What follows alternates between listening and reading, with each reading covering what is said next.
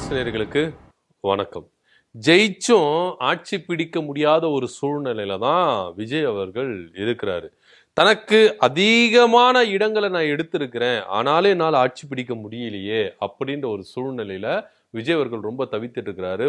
போதாததுக்கு காங்கிரஸ் இவங்க திமுக கூட்டணியிலிருந்து பிரிஞ்சு இவங்களுக்கு சப்போர்ட் பண்ணி கூட ஆட்சி பிடிக்க முடியலையே அப்படின்ற ஒரு சூழ்நிலையில விஜய்க்கு இருக்கிறாரு. கை கெட்டுந்து வாய் கேட்டலப்பா அப்படின்ற ரேஞ்சுக்கு தான் விஜயனுடைய நிலைமை இருக்குது அப்படின்னு தான் பார்க்கணும். விஜய் சந்திக்க போகிற சட்ட சிக்கல்கள் என்ன அப்படின்றதான் ஒரு விஷயத்துல நம்ம பார்க்க போறோம். இப்போ விஜய்க்கு 108 இடங்கள் கிடைச்சிருச்சு. 108 இடத்தோட சேர்த்து இந்த சைடு ஒரு 5 எம்எல்ஏக்கள், அதாவது காங்கிரஸ் என்ன பண்ணியிருக்காங்க, திமுக கூட கூட்டணியை முறிச்சு கொண்டு தாவேக்காவோட என்ன பண்ணியிருக்காங்க, இணைஞ்சிருக்கிறாங்க. ஸோ 8 5 நீங்க சேர்த்தீங்கன்னா 13 இடம். இந்த 13ல ஒரு சபாநாயகர் போயிட்டா 112 இடங்கள் தான் இவருக்கு இருக்கு. பெரும்பான்மை நிரூபிக்க 6 எம்எல்ஏக்கள் உதவி தேவை. ஒருவேளை விடுதலை சிறுத்தைகள், மார்க்சிஸ்ட், கம்யூனிஸ்ட் கட்சிகள்லாம் சேர்ந்தா விஜய் அவர்களுக்கு பெருமையான வாய்ப்புகள் இருக்குது அப்படின்னு பார்க்க வேண்டிய ஒரு விஷயமா இருக்கு. ஆனா இந்த சிச்சுவேஷன்ல விசிகா என்ன பண்ணிருக்காங்கன்னா, உயர்நிலை மட்ட குழு என்ன பண்ணிருக்காங்க, கூட்டுறதா அனௌன்ஸ்மெண்ட் பண்ணிருக்காங்க. அதுவும் இப்ப என்ன பண்ணிருக்காங்க, கேன்சல் பண்ணிருக்காங்க. ஏன் விஜய்க்கு இந்த சட்ட சிக்கல் வந்தது அப்படின்னு நம்ம பார்த்தோம்னா, உச்சநீதிமன்ற வழக்கறிஞர் ஒருத்தர் என்ன பண்ணிருக்காரு, நம்ம ஆளுநருக்கு ராஜேந்திர விஸ்வநாத் இருக்காருல்ல, அவருக்கு ஒரு கடிதம் எழுதியிருக்கிறாரு. அறுதி பெரும்பான்மைய நிரூபிக்க வேண்டாம், அட்லீஸ்ட் அது கண்ணனா காட்டலாம்ல, எதுவுமே சொல்லாம நீங்க இஷ்டத்துக்கு விஜய்க்கு என்ன பண்ணக்கூடாது, பதவி பிரமாணம் செஞ்சு வைக்க கூடாது, இது சட்ட சிக்கல்ல இருக்குது அப்படின்றத சுட்டி காட்டி என்ன பண்ணிருக்கிறாரு, ஒரு கடிதம் எழுதியிருக்கிறாரு. சோ இதெல்லாம் ஆலோசிச்சு ஆளுநர் அவர்கள் தெல்ல தெளிவா சொல்லிட்டாரு, இங்க பாருங்க, என்கிட்ட பர்சன்டேஜ் எடுத்துட்டு வராதீங்க, நம்பர்ஸ் எடுத்துட்டு வாங்க, எனக்கு நம்பர்ஸ் தான் ரொம்ப முக்கியம், 118 நம்பர் எடுத்துட்டு வாங்க, பர்சன்டேஜ் எல்லாம் எனக்கு தேவையில்லை, 118 உங்களுக்கு இருக்குதுன்னு சொல்லுங்க, நான் பதவி பிரமாணம் செஞ்சு வைக்கிறேன் அப்படின்னு சொல்லிட்டு இந்த செகண்ட் வரைக்கும் அவர் என்ன பண்ணல, ஆளுநர் அழைப்பு கொடுக்கல. 2 தடவை போய் என்ன பண்ணிட்டாரு, விஜய் போய் சந்தித்து வந்தாருங்க ஆளுநரை. ஐயா, நாங்க இது மாதிரி எனக்கு என்ன பண்ணணும், பதவி பிரமாணம் செஞ்சு வைக்கணும், நீங்க தயவு செய்து அழைப்பு கொடுங்க அப்படின்னு முதல் தடவை என்ன பண்ணிட்டாரு, கொடுத்துட்டாரு. 2ஆம் தடவை போய் கொடுத்துட்டாரு. ஆனா அழைப்பு கொடுக்கவே இல்லை. இதுல துடிக்கிறாபல விஜய் அவர்கள், எப்படியாவது சிஎம் ஆயிரணும், எப்படியாவது சிஎம் ஆயிரணும், பதவி பிரமாணம் செஞ்சு வைங்க, பதவி பிரமாணம் செஞ்சு வைங்க அப்படின்ற ஒரு விஷயத்துல அவர் இருக்கிறாரு.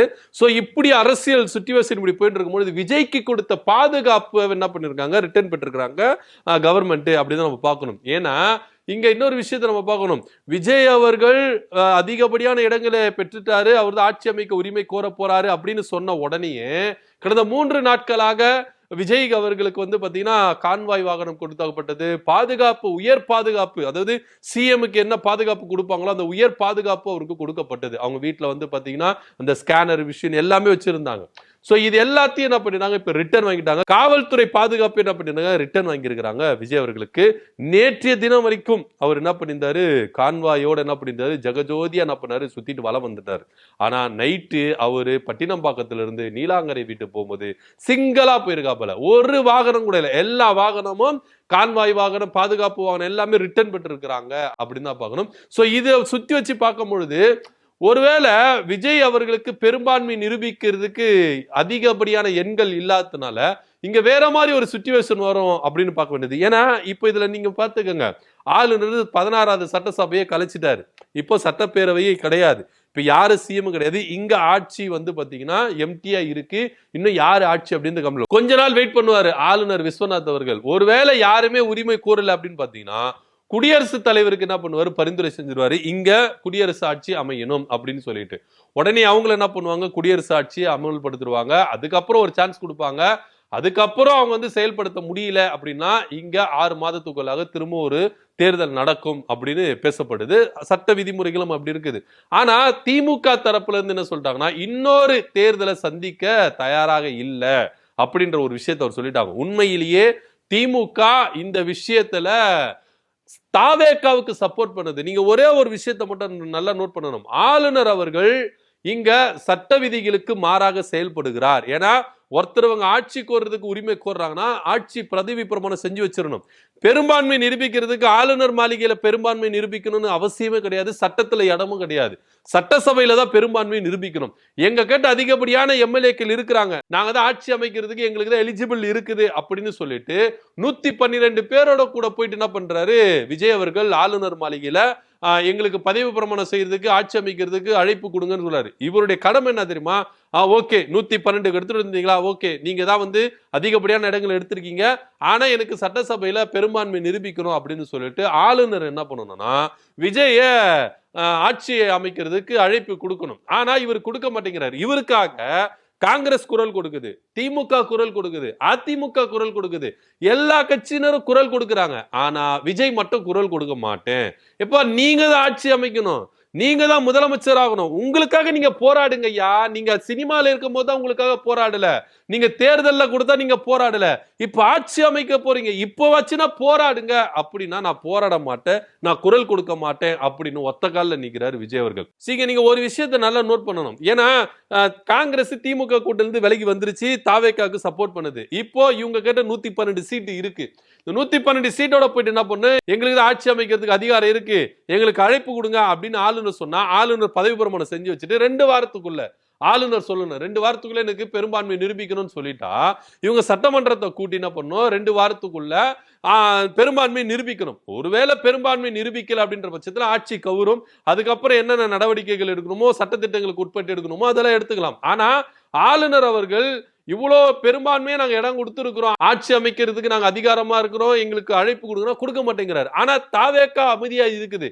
இன்னும் சொல்ல போனா விஜய் தான் எதிர்த்து குரல் கொடுக்கணும். இப்ப கூட நீங்க பாஜக செய்யற இந்த விளையாட்டுகளை எதிர்க்காம இருக்கிறீங்களே, என்ன ஒரு பிரயோஜனம் அப்படின்னு நம்மளுக்கு தெரியவே கிடையாது. டீசெண்டா திமுக என்ன சொல்லிட்டாங்கன்னா, நாங்க இடையூறா இருக்க மாட்டோம், விஜய் அவர்கள் ஆட்சி அமைக்கிறதுக்கு நாங்க இடையூறா இருக்க மாட்டோம், 6 மாசம் நாங்க வெயிட் பண்ணுவோம், எதுவுமே பேச மாட்டோம், விஜய் எப்படி ஆட்சி செய்யறாருன்னு 6 மாசத்துக்கு அவர் போக்குல அவர் விட்டுடுவோம், அதுக்கப்புறம் தான் எங்களுடைய நடவடிக்கை இருக்குது அப்படின்னு சொல்லிட்டு திமுக என்ன பண்ணிட்டாங்கன்னு சொல்லிட்டாங்க. போதாதுக்கு ரிக்வெஸ்ட் வச்சிருக்காங்க. இந்த காலை உணவு திட்டம், மகளிர் உரிமை தொகை, விடியல் பயணம் வந்து என்ன பண்ணுறது, தடை பண்ணக்கூடாது அப்படின்னு. நீங்க ஒரே ஒரு விஷயத்தை மட்டும் நோட் பண்ணுங்களேன். இப்போ சட்டமன்றத்தை கலைச்சாச்சு, இப்போ விடியல் பயணம் பெண்கள் வந்து பாத்தீங்கன்னா ஃப்ரீயா போக முடியாது ஒண்ணு, இன்னொன்னு பாத்தீங்கன்னா எந்த நலத்திட்டங்களும் செயல்படுத்த முடியாது, யாருக்கும் எந்த உதவி கிடையாது அப்படின்றதா விஷயம். ஏன்னா புதுசா கவர்மெண்ட் வந்தாதான் அவங்க ஜியோ பாஸ் பண்ணணும். இப்போ உதாரணத்துக்கு தமிழ் புதல் திட்டம், இந்த மாதிரி புதுமை பெண் திட்டம்லாம் இருந்ததுல, கல்லூரி மாணவர்களுக்கு 1000 ரூபாய் போகும் அப்படின்னு, அதெல்லாம் போகாது. ஏன்னா இந்த மாசத்துக்கு எங்களுக்கு யாரும் ஜியோ வந்து பாஸ் பண்ணவே இல்லை, கவர்மெண்ட்ல இருந்து பாஸ் பண்ணவே இல்லை, அப்ப எப்படி நாங்க வந்து எல்லார் அக்கௌண்ட்லயும் கிரெடிட் பண்ண முடியும் காசு அப்படின்னு சொல்லிட்டு பேங்க்காரங்க கேட்பாங்க. ஏன்னா கவர்மெண்ட்ல இருந்து ஜியோ பாஸ் பண்ணி வரணும், இந்த மாசத்துக்கு இவங்களுக்கு போகணும், மகளிருக்கு இவ்வளவு நிதி போகணும், புதுமை பெண் திட்டத்தில் இவ்வளவு போகணும், தமிழ் புதல் திட்டத்துக்கு இப்படி போகணும், அது ஓய்வூதிய திட்டம் இவ்வளவு போகணும், அது மாத்திரமா முதியோர் பென்ஷன் இப்படி போகணும் அப்படின்னு சொல்லிட்டு கவர்மெண்ட் ஜியோ பாஸ் பண்ணணும் மாசம் மாசம் ஒவ்வொரு பேங்க்குக்கும். அப்படி பண்ணாதான் அவங்க என்ன பண்ணுவாங்க, அக்கௌண்ட்ல கிரெடிட் பண்ணுவாங்க. இப்ப அக்கௌண்ட்ல கிரெடிட் பண்ண முடியாது, எதுவுமே பண்ண முடியாது. இப்போ போக்குவரத்து துறை செயலாளர்கள் யாருப்பா எங்களுக்கு வந்து, எந்த அமைச்சர் எங்களுக்கு வந்து ஜியோ பாஸ் பண்ணாரு மகளிருக்கு விடியல் பயணம் போகணும்னு சொல்லிட்டு. சோ எல்லாமே அப்படியே ஸ்டன் ஆகி நிக்குது, எந்த பயனும் மக்களுக்கு போய் சேராது, யாருக்கும் இது உடனடியாக கவர்மெண்ட் இங்க என்ன பண்ணணும், அமரணும். யார் ஆட்சி அமைப்பா, விஜய் அவர்களே ஆட்சி அமைந்தாலும் அவர் என்ன பண்ணணும், ஜியோ உடனே பாஸ் பண்ணணும். இப்ப திமுக அமைஞ்சாலும் திமுக, அதிமுக யார் அமைஞ்சாலும் இங்க கவர்மெண்ட் அப்படின்னு ஒண்ணு இருந்தா தானங்க எல்லாமே செயல்பட முடியும். இப்போ விஜயால எதுவுமே துணிஞ்சு செயல்பட முடியல. சோ இப்படி இருக்கும் பொழுது விஜய் இவ்வளவு சட்ட சிக்கல்களை எதிர்கொள்ளணும். இப்போ 2வது தடவை அவர் என்ன பண்ணிட்டாரு, ஆளுநர் போய் சந்திச்சு அவசர ஆலோசனைகளை மேற்கொண்டிருக்கிறாரு. இவங்க வந்து உச்ச நீதிமன்றத்தை போய் நாட போறாங்க அப்படின்னு சொல்லியிருக்கிறாங்க. ஏன்னா அவசரப்படுறாரு விஜய். ஏன்னா நீங்க அறுதி பெரும்பான்மையோட எடுத்துட்டீங்கன்னா பிரச்சனையே இருந்திருக்காது. இது உங்களுக்கு வந்து தொங்கு சட்டமன்றம் இருந்துச்சு, நீங்க என்ன பண்றீங்க, காங்கிரஸ் வந்து என்ன பண்ணீங்க, கூட்டு சேர்த்துக்கிட்டீங்க. இப்போ காங்கிரஸ் எந்த அளவுக்கு சுயநலமா செயல்பட்டு இருக்கு அப்படின்ற ஒரு டாக்கு போயிட்டு இருக்கு. எப்படியா இருந்தாலும் விஜய் முதலமைச்சர் ஆக முடியாது அப்படின்னு ஒரு சட்ட சிக்கல் இங்க போயிட்டு இருக்கு. சோ இதெல்லாம் கடந்து விஜய் அவர்கள் எதனா ஒரு விஷயம் பண்ணணும், பண்ணாமல இருக்க முடியாது. யாருக்காவது ஒருத்தர் அவர் வந்து இணங்கிதான் போகணும். நான் இணங்கி போக மாட்டேன் அப்படின்லாம் சொல்ல முடியாது, இணங்கிதான் போகணும், வேற வழி கிடையாது அப்படின்னு தான் பார்க்க வேண்டிய ஒரு விஷயமா இருக்குது. சோ விஜய் அவர்கள் ஜெயிச்சும் இங்க அவரால் ஆட்சி அமைக்க முடியல அப்படின்ற ஒரு சூழ்நிலை தான், கை கேட்டு வாய் கேட்டல அப்படின்ற ஒரு விஷயத்துலதான் விஜயோடைய பதவி பிரமாணம் போயிட்டு இருக்கு.